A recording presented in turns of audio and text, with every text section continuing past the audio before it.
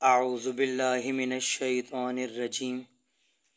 بسم اللہ الرحمن الرحیم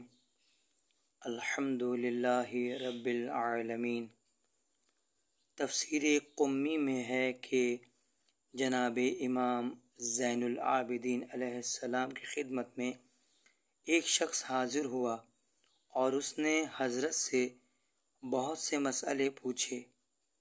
پھر حاضر ہوا کہ اتنے ہی مسئلے اور پوچھے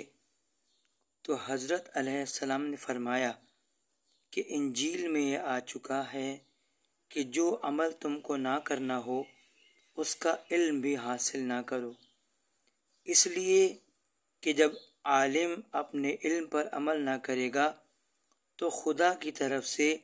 دوری کا مستحق ہوتا جائے گا۔ پھر فرمایا کہ اے شخص، قرآن مجید کو لازم جان، اس لیے کہ خدائے تعالی نے جنت کو اپنے دست قدرت سے بنایا ہے،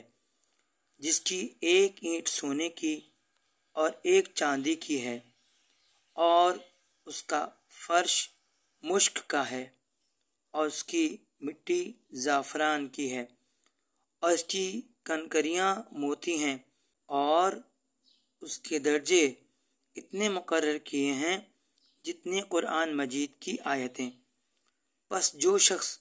قرآن مجید پڑھتا ہوگا اسے حکم دے گا کہ پڑھتا جا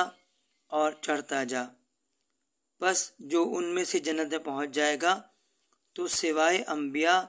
اور صدیقین کے اور کوئی شخص اس سے اعلیٰ درجے کا نہ ہوگا۔ بر محمد و آل محمد صلوات، اللہم صلی علی محمد و آل محمد وعجل فرجہم۔